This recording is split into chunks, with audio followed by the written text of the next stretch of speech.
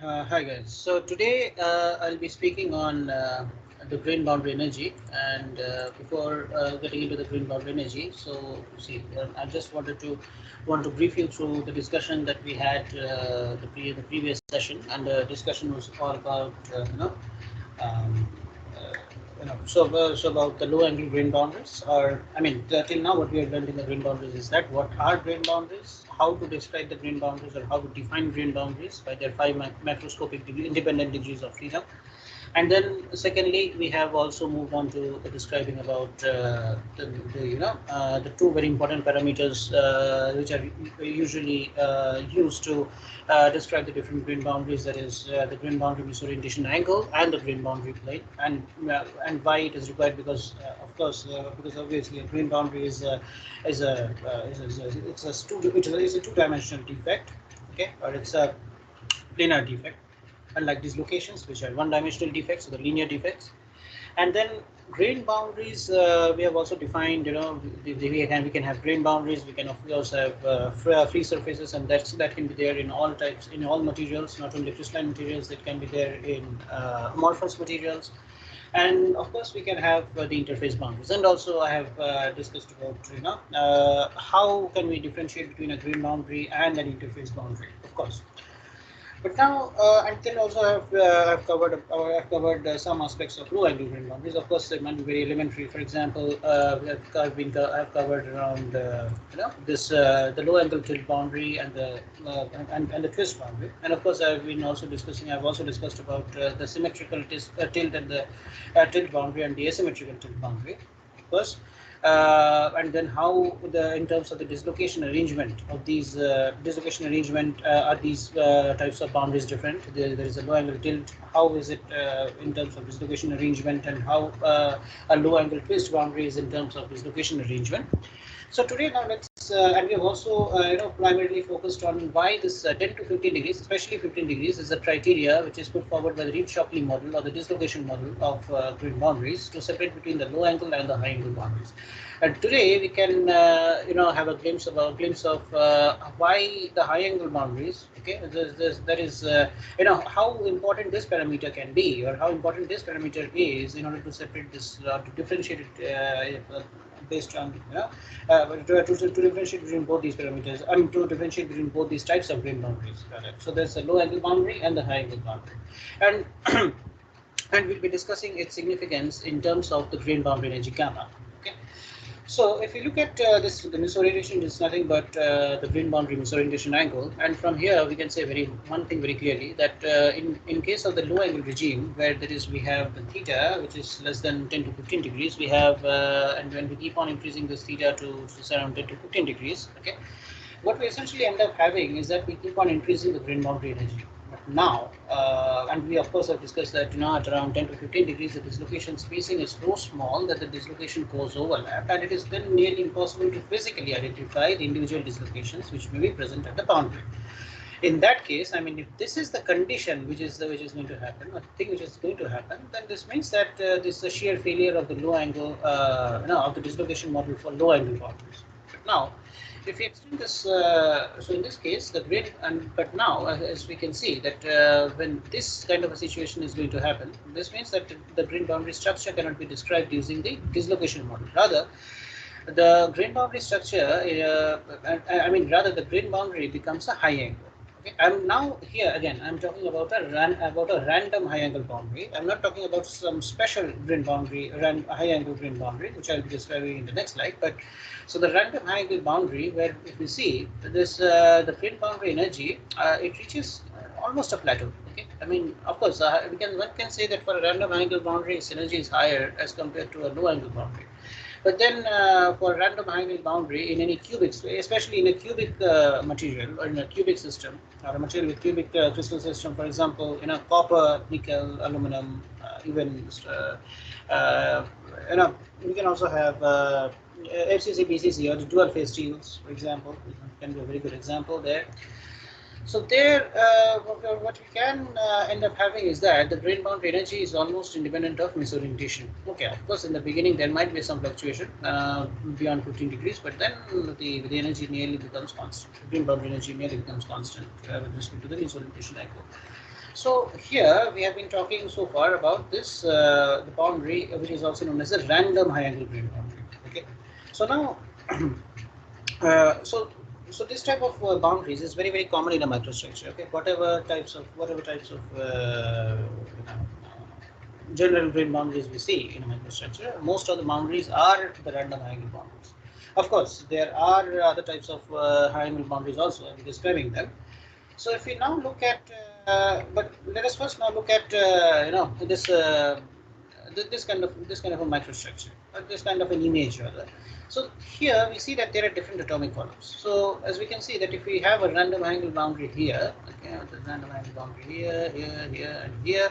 So we are essentially looking at the different atomic columns. We are essentially not looking at the at the atoms, and why? This is because we are really looking at. I mean, this image really resembles that of an HRTM image, high resolution TM image, where every visualization is in 2 dimension. I mean, we are not looking at a 3-dimensional atomic position, or the 3-dimensional visualizing the 3-dimensional position of atoms in in an atom probe microscope, for example.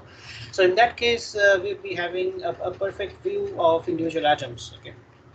But here, what we are essentially doing is that, I mean, of course, this is not a HRT image, but this, the atomic columns, as we can see here. So all these are the atomic columns, the small dots. Each of them represents an atomic column, and anyway, even if you look at at a high resolution TM image, they really resemble the same type of atomic column arrangement. And as you can see very interestingly that if you have a boundary here, and you look at the atoms, if you consider the orientation of this entire grain as one, for example, if you look at the atomic arrangement here, and you compare the atomic arrangement to the other side of this particular grain boundary, and so you see that there is a difference in the misorientation. I mean, the difference in the orientation.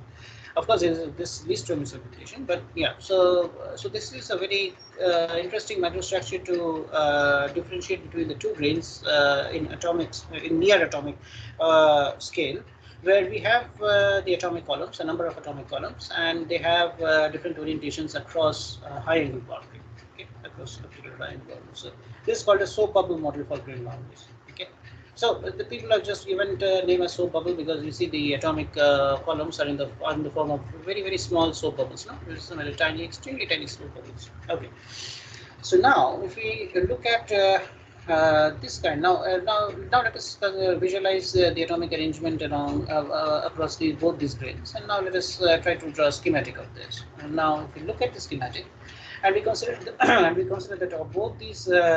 that all these atoms are nearly the same. That is not nearly, rather they are the same. So A. So really all the atoms here in this grain are also the same. But we see that there's a difference in the orientation in both the grains, and of course we see that there is a bit of empty space in between in between both the grains. So as you can see from here very clearly that the high angle grain boundaries, okay, contain relatively large areas of poor fit. Okay. So they are actually going to contain large areas of poor fit. And why I'm relatively have an open structure, and why do I say this? Because, and if we consider an atom A here and an atom A here inside, so what we can see that an atom in the bulk is being surrounded by 5 different atoms, isn't it? Which means its coordination number is 5. But an atom here would not have any atom in direct contact with it. Of course, this atom, you might say that that this atom is very close to this particular atom. But then, I mean, there is no direct contact in between the different atoms. So, of course, in this case, we have the atomic arrangement as, and similarly, also if you look at an atom here, it's in contact with how many atoms? 1, 2, and 3. 3 atoms, and there is no direct contact between any other atom of this for this atom. So, in this case, the structure looks, I mean, if it's a random high angle boundary, it can be said that the structure is amorphous. For a random high angle boundary, it might be argued that the structure is amorphous. So this means, I mean, of course, in other words, a random high angle boundary must contain large areas, okay, so large areas of poor fit, and have a relatively open structure. That is number one. And then definitely, in the second case, when we see that the bonds between the atoms, and in this second case, I mean, of course, if you look at the atoms at the boundary, so the bonds between the atoms are broken, okay, or they are highly distorted. Of course, So this is one of the ideas, and this is one of the ways or one of the models to visualize the atomic arrangement at a green boundary. But of course, when you look at the I mean, when you consider, when you go nowadays, with the so advanced characterization techniques, so many advanced characterization techniques where you have where you can even in principle determine the width of a grain boundary. The atomic bonding at grain boundary really is something which has been very challenging for researchers over the years, and it has been also very I mean, it's practically impossible. I mean, these techniques have shown that the determining the atomic bonding across the grain boundaries is practically impossible. I mean, of course, experimentally, but of course, in theoretical terms, there are a lot of models which talk about the bonds between the different atoms, in terms of the broken bond model across the grain boundary, and try to formulate the grain boundary energy in that terms, okay, or in those terms. So that can be there. So, but okay, from this, in this example, what we can see is that the bonds between the atoms at the grain boundaries are broken, isn't it? So, I mean, of course, as a result, we have been saying the earlier sentence that high angle grain boundaries, or the random high angle grain boundaries, contain large areas of poor fit and have a relatively open structure as compared to open structure with respect to what? With respect to the atoms which are present in the bulk in both these grades, obviously. So now if you look at the other thing, that is, so in this case, of course, the boundary, so in this case, the boundary, an atom at a boundary, of course, will have a much higher energy or a much larger amount of energy because of this broken bond stuff. It will have a much higher energy at the boundary as compared to an atom which is present within the lattice.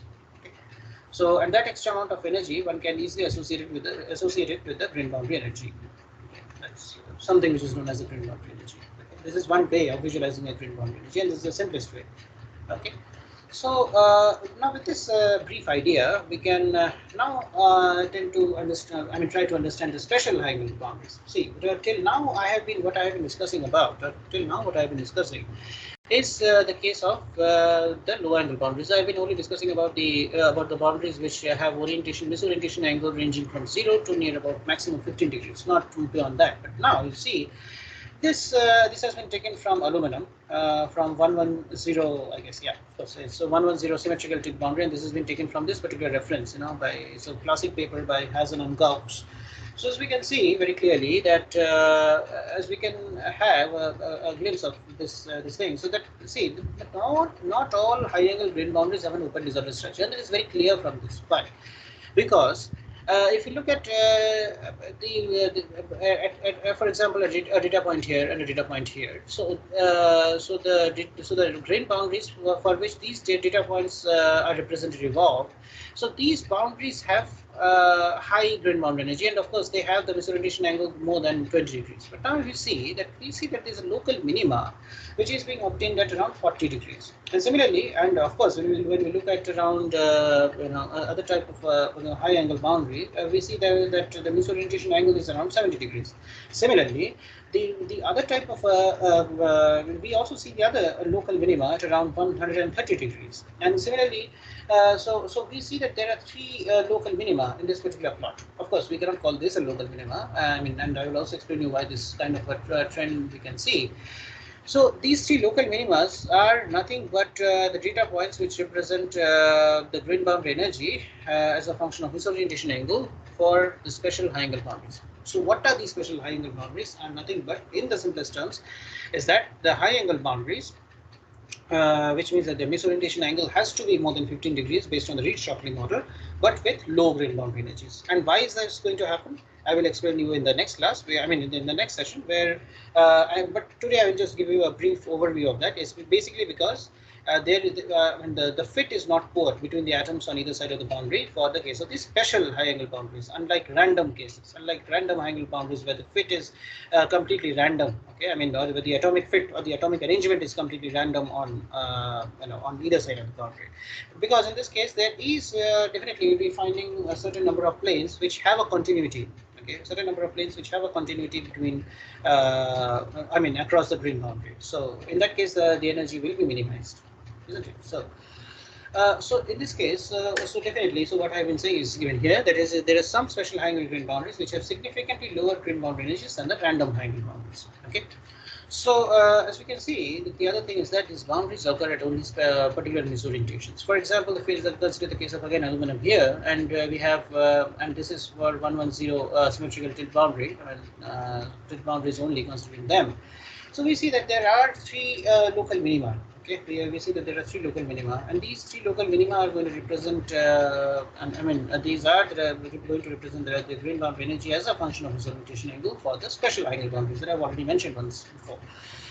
So now the fourth thing is that now if we look at the grain boundary planes, I mean it's basically because I just wanted to put you through a glimpse of what exactly or why exactly these special angle boundaries are so special. I mean, what's so special about them, and why exactly do they have the low grain boundary energies? Because of course the speciality comes from the low grain boundary energies, and but why is the low grain boundary energy so? I mean, why is it having? Why are these going to have a low grain boundary energy when other grain boundaries, or where, for example, the other grain boundaries which have nearly the same misorientation angle, of course a bit different, but same. I mean, quite close misorientation angle have much higher energies. It's because of this reason. And this is the crux of the story. It's that the grain boundary planes, which allow the two adjoining lattices to fit together with relatively little distortion of the interatomic bonds. Okay, yeah. So yeah. And then if you look at, look at a simple microstructure, and why I put this is because the simplest special angle grain boundary is nothing but the twin boundary, or the boundary between the two twins. Okay, so for example, if we look at this kind of a microstructure where we have this is a coherent twin and this is an incoherent twin. I hope you guys have been taught about this, but okay, now I will also explain this to you in the next slide. But now both these types, both these types of boundaries, if you look at this twin boundary here and also at this twin boundary here, this is a coherent twin, this is an incoherent twin. So these types of boundaries are also the special high angle grain boundaries. Okay. So if we now start describing the microstructure, I mean, of course, it's a very interesting microstructure, which you guys can all look up in the internet and search in the ResearchGate.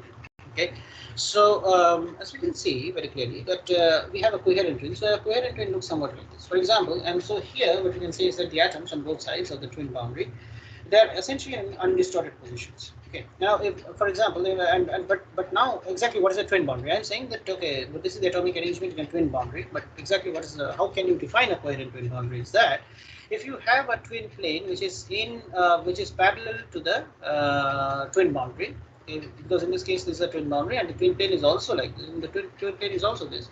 So both these planes are parallel. So if both these planes, as they are parallel, we can call them coherent twin boundaries. And in that case, the energy, and in that case, the atomic position or the position of atoms in the boundary are essentially undistorted, or rather to say, not the positions, but the atoms in the boundary are undistorted. So the energy of a coherent twin boundary is extremely low. It is compared to the energy of a random high angle boundary. And of course, when you are looking at the other types of boundary, where the other type of a twin boundary, we also come across this kind of a boundary, so which is also a coherent, which is also a twin boundary, but not a coherent twin boundary at all. It's an incoherent boundary because why this incoherence comes is because the twin boundary, okay, if we consider this as a twin boundary and the twin plane, they're not exactly in line. They're obviously making a certain misorientation with each other themselves. That is, it's an angle phi. And because of that, the atoms on both sides of the boundary, if you consider atoms to be placed here, here, and also the atoms here, and also an atom here, exactly if you very carefully look into where there is an intersection between this line and not this line, rather an atom which might be placed here and an atom placed here. So there is a shift in the atomic position in both these grains across the twin boundary, and this basically comes because of the fact that the twin boundary is not in line or is not parallel to the twin plane. In this case, the atoms do not perfectly fit into each grain, and the boundary energy, in this case, the boundary energy will be, because of this angle or because of this difference, in the orientation between the twin plane and in the twin boundary, the energy of this boundary is comparatively larger Okay, it's comparatively larger. Of course, I will not go that much deep into the energy part of this, but okay, the energy. Just keep in mind that the energy of this, in this case of an arrangement, this type of arrangement of this, for this, the case of this twin boundary is much higher than the energy which is associated with the coherent twin boundary. And this kind of a twin, this kind of twin boundaries, or these kind of twin boundaries, okay, which extend throughout the grain, and this incoherent twin boundaries, this do not extend throughout the grains. So the reason, so the reason between this coherent and the incoherent twin boundaries extending and not extending throughout the complete grain, there are a number of reasons. Again, I'm not going to drag you into this because this again needs a lot of extra understanding. But then, so this is one of the ways by which you can differentiate between the different twins. But you can also differentiate between the different twins when you have, in a different way as well. I mean, for example, you can also think or classify twins as annealing twins and the mechanical twins. So annealing twins are those types of twins which form in materials with low stacking fault energy. I hope you know about what is known as the stacking faults, or what are known as the stacking faults. If not, I'm also ready to conduct an online session, and please let me know your doubts on the stacking faults. So there, so those materials which have a low stacking fault energy while annealing, they generally tend to have this kind of a twinning, and the driving force for these types of twins, or for these types of annealing twins, is nothing but the growth accidents. Okay, the grain growth accidents. The grain growth accidents, because the grain growth accidents which are generally associated with recrystallization and all recrystallization stuff. But then the other types of twins, those types of twins maybe, so annealing twins may be both coherent as well as incoherent. That's that we can say. Very commonly seen in a microstructure. And for example, if you look at the case of copper or nickel or SS304, that is AISI304, austenitic stainless steel, all these have got very, very low stacking fault energy. Okay, so there we can very, very clearly see this type of twins, annealing twins. But if you look at the case of mechanical twins again are associated also, but are mainly preferred. In materials with low stacking fault energy. But and these mechanical twins are also, these mechanical twins are primarily those types of twins which do not extend throughout the entire grain. Okay, and and these types of twins do not accommodate for the entire plastic deformation, because these types of twins are essentially formed in order to minimize the strain energy for materials with low stacking fault energy.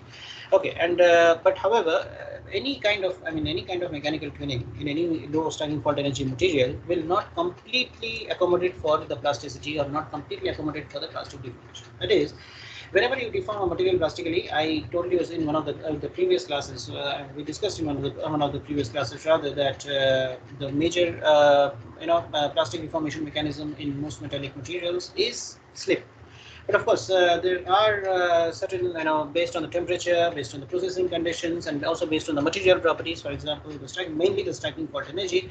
There are also materials which undergo a lot of twinning because of the low stacking fault energy, and those types of twins are termed as the mechanical twins. But again, the mechanical twins may accommodate only a certain fraction of deformation in the material, but the major part of the deformation again has to be accommodated by the slip, but that slip has to happen at later stages. So mechanical twinning is, so the driving force behind these types of, behind annealing twins and the mechanical twins is much different. Annealing twins, the driving force is the grain growth accidents associated with recrystallization events happening in low stacking fault energy materials. But in the case of mechanical twinning, we associate it with those, we associate it with a mode of plastic deformation, where the minimization of strain energy is the driving force for the formation of such types of twins. So with this, I would like to end this session. Guys, please let me know if there is any doubt. Please go through this first. Please go through this recording continuously. This is just a it's just a new concept, and for you at this level. Please go through this recording time and again, and of course I am pretty sure that you guys will have a number of doubts, maybe but in that case, please don't hesitate to ask all those doubts. Yeah, so